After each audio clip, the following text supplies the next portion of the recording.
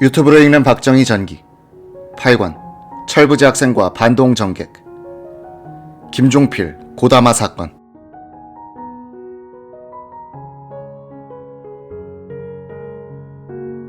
미국의 저명한 월간 잡지 애틀랜틱 1966년 2월호에 재미 작가 김은국이 쓴 오마이 코리아라는 기사가 실렸다. 그 몇 년 전 순교자라는 영문 소설을 써 유명해진 김 씨는 매사추세츠 대학 영문학 교수로 재직하고 있던 중 1965년 6월에 한국을 방문하여 한일 국교 정상화 반대 데모가 휩쓸고 있던 서울을 취재했다. 이 기사의 발췌문은 신문에 연재되기도 했고 전문은 잡지에 번역돼 실렸다. 지금 읽어봐도 문학가의 깊은 통찰력에 감탄할 만한 대목이 많다.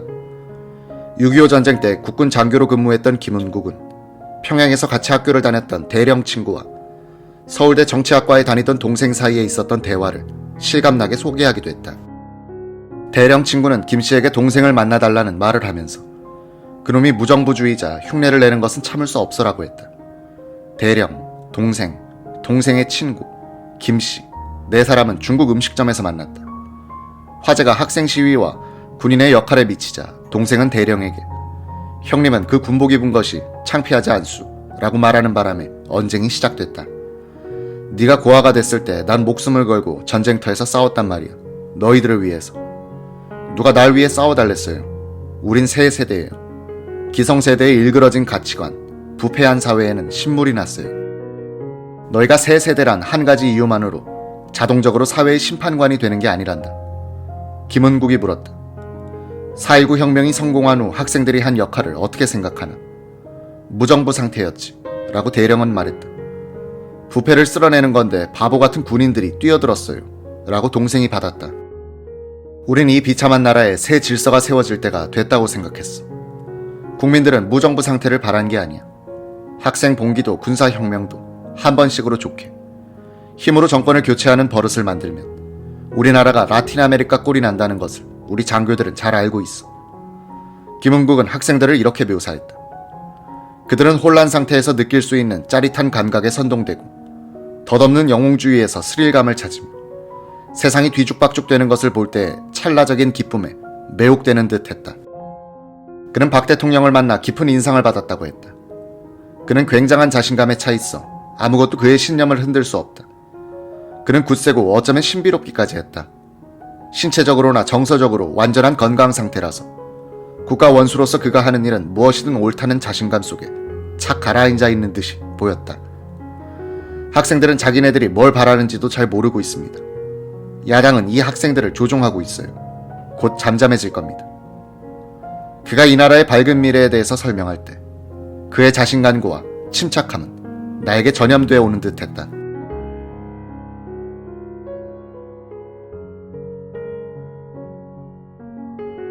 김은국은 추하고 수치스러운 옛날을 영광스러운 역사라고 과장하고 초라하고 보잘것없는 것을 찬란한 문화유산이라고 기만하는 태도를 버리고 환상, 망상, 자기 기만에서 깨어나면 거기에 엄숙한 현실이 있다고 충고했다. 수세기 동안 권력의 압박을 받았고 정치 사기꾼의 달콤한 말에 속아왔으며 공산주의자들에게 유린당하고 사이비 민주주의자들에게 이용당해 절망의 끝까지 밀려나온 가난하고 비참하고 고통스러운 민족이란 현실이 드러나는 것이다. 그러나 미약하나마 희망은 있다. 20여 년간 자유민주주의 체제 아래에서 살아왔다는 것. 이러한 경험에서 무엇인가 얻은 게 있으며 이것이 장기적으로 이 나라를 구할 가능성도 있다.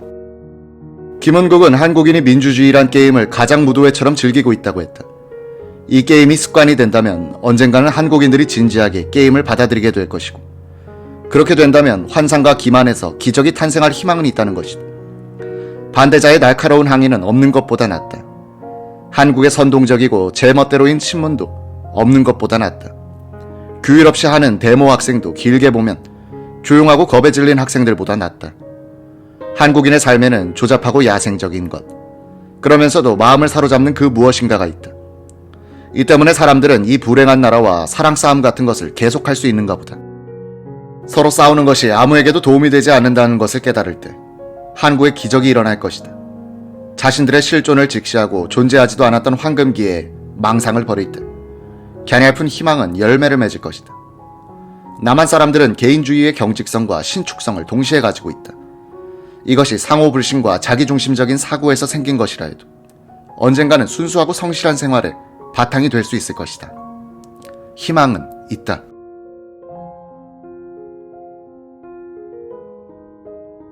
박정희는 감상이나 낭만 또는 겉멋을 애써 억제하면서 겉으로 딱딱한 모습과 표정을 내세우도록 훈련받은 사람이었다. 시심과 감상이 남다른 이였으나 그런 것들을 자기만의 것으로 삼고 남 앞에서 드러내지 않아야 한다는 일종의 의무감을 갖고 있었다. 김종필은 달랐다. 여유가 있고 때로는 화사했다. 예술, 문학, 취향을 정치의 현장에서 드러내는 것을 즐겨했다. 박 대통령으로서는 그런 김종필이 못마땅하기도 했다. 대중 앞에서는 부끄럼 타고 감정 표현을 쑥스럽게 생각해온 그는 거침이 없고 그래서 대중적 인기도 모으는 김종필에 대해서 때론 열등감을 느끼기도 했다고 한다. 김종필의 일면을 보여주는 성하대담 기사가 1966년 8월 13일자 조선일보 일면에 실렸다. 음악평론가 박용구가 김종필을 찾아가 대화한 내용이었다. 김종필 의장은 격이 없이 대화를 이어갔다. 저번 외유 때의 일이죠.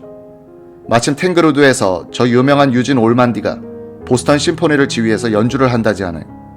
그래서 350km를 달려가 들었죠. 그 레퍼토리 가운데 쇼팽의 피아노 협주곡 제1번이 있기 때문이기도 했죠. 쇼팽의 제1번을 좋아하시나 보군요. 나는 솔로보다는 콘체르토를 좋아해요. 피아노에서는 쇼팽의 제1번, 바이올린은 맨델스존의 콘체르토죠. 솔로는 역시 개인 플레이에 그치는 것이고 콘체르토는 솔로 악기와 오케스트라의 대화로 이루어지는 것이니까요. 바로 그것입니다. 인간 사회가 염원하는 건 그런 대화죠. 그 대화 속에서 하모니가 빚어지면 더 말할 나위가 없지 않습니까?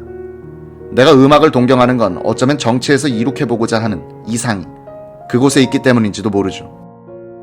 음악이 흐르는 정치 참 좋은 이야기입니다. 스웨덴에서 목격한 일입니다. 국왕이 소년 오케스트라에 끼어서 클라리넷을 불고 있더란 말입니다. 우리 정치인들은 메말라 있어요. 낡은 권위의식에 사로잡혀서 민중과 어울려 하모니를 만들 생각을 안 하니까 메마를 수밖에 없죠. 음악도 우리나라에서는 전문가가 되면 그렇지 않습니까?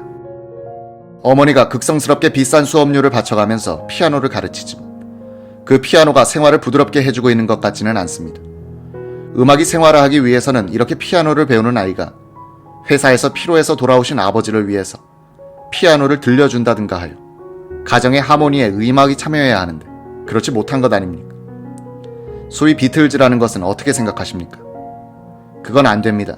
나는 재즈를 부인하지 않습니다. 그러나 인간적인 경박에 흘러버린 것은 인간 사회의 하모니를 깨뜨리는 작용을 하게 됩니다. 김종필은 5.16 혁명 직후 예그린 악단을 만들었으나 2차례의 외유로 해산됐다. 그는 당의장에 복귀한 뒤 악단을 재조직했다.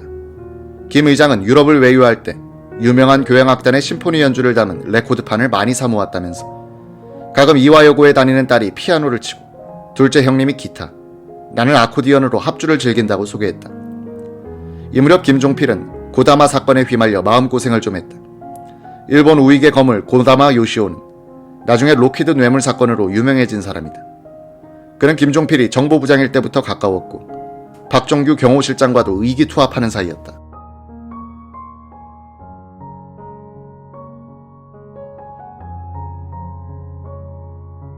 고다마는 한국에 와서 정일관 총리, 김영욱 정보부장, 박종규 실장과 술자리를 함께했다. 이 자리에서 고다마는 김종필의 측근인 김용태 등과 만나 나눈 대화를 꺼내면서 한국의 진짜 실력자는 박 대통령입니까? 김 의장입니까? 하고 물었다. 이 말이 보고되자 박정희는 김영욱 정보부장에게 조사를 지시했다. 정보부에서 조사해보니 취중 방담으로 밝혀졌다. 조사 과정에서 김종필 측근의 방담이 녹음된 테이프가 등장하는 등 궁중 음모 같은 모습이 연출됐다. 김 의장의 직계로 알려진 예춘호 공화당 전 사무총장은 박종규 실장에게 부탁하여 박 대통령을 만나 김 의장이 직접 말할 수 없는 사정을 전달하고 김용태를 변호했다. 박 대통령은 중류 정도의 가정집 같은 청와대의 작은 방에서 친형이 동생을 타이르듯 포근하고 따뜻한 마음을 느끼게 했다고 예 씨는 회고했다. 대통령의 말심의 표정은 격이 없게 말을 건넬 수 있게 해줬고 유경수가 진로 소주, 돼지 족발, 오징어를 내와 소박하고 잔잔한 분위기였다. 거나하게 취한 박 대통령은 옛날 김종필 의장과의 만남, 김 의장의 장단점, 특히 무슨 일이 있을 때 직접 이야기하지 않고 꼭 남을 시켜 전한다는 불평을 말했다. 예 총장, 팔은 안으로 굽지 밖으로 안 굽는단 말이야. 종필이에게 전하시오. 종필이는 주변의 못된 것들 때문에 큰일이오. 박 대통령은 몇 사람의 이름을 대며 큰 소리로 욕을 했지만 결코 부하가 치밀어서 하는 것 같지는 않았다. 예전 총장은 박 대통령의 말을 충실하게 김종필에게 전했다.